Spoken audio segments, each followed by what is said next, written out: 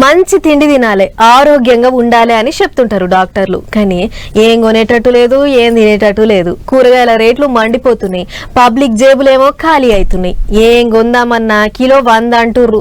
పోతే పోనీ ఇది నీసన్న వండుకొని తిందామంటే వాటి రేట్లు కూడా పెరిగినాయి. అన్నిటికీ మించి కోడి గుడ్లు మస్తు పిరమైనాయి. ఐతారం లేదు, సోమారం లేదు, రోజు గుడ్డు తినాలే, బొక్కలు గట్టిగా అవుతాయి అంటుంటారు. కానీ ఏడ తినేటట్టున్నది ఇప్పుడు? కోడి గుడ్డు కొండెక్కి ఊకున్నది. మొన్నటిదాకా 6-7 రూపాయలు అన్నారు, ఇక ఇప్పుడు మొత్తానికి 10 రూపాయల దాకా పోయింది రేటు. హోల్సేల్ మార్కెట్లనే 6.5 అంటున్నారు. ఇక చిల్లర దుకాణాల పోయింటి ఆవుతారా చెప్పుండ్రే.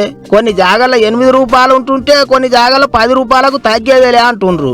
కరోనా టైంలో కూడా గిసోంటి రేట్లు చూడలేదు కదా అని పరిశాన్ అవుతుండ్రు జనాలు. కోడిగుడ్ల రేట్లు గింతగానం ఏంటికి పెరిగినాయ్యా అని అంటే ఆ రోగం ఈ రోగం అని చెప్పి ఈ 7 కోళ్ల పారాలు నడిపించేటోళ్ళు మస్తు లాస్ అయిండ్రు. గాని అడమ కోడి కూరతోని తీరు వంటలు చేసి పబ్లిక్ కు ఉత్తగా పంచిపెట్టిండ్రు. అట్లయిగా ఉత్పత్తి చాలా వరకు తగ్గిందట. ఈ నడమ అంటే అక్టోబర్ నుంచే మళ్ళా రేట్లు పెరిగినాయి. అయితే ఆట చలికాలంలో కోడిగుడ్లకు డిమాండ్ ఎక్కువ ఉంటదట. వేరే రాష్ట్రాలకు చూద్దాం మన దిక్కుకేంచే గుడ్లు ఎగుమతి చేస్తుంటారట.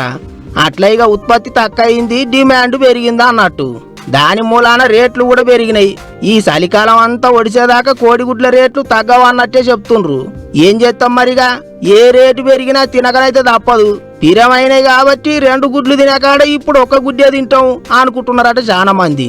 ఏమైనా ఆమ్లెట్ ప్రియులకు, గుడ్డు పులుసు ప్రియులకు పెద్ద తిప్పలే వచ్చి పడ్డది కదా అనుకుంటారు ఇంతమంది.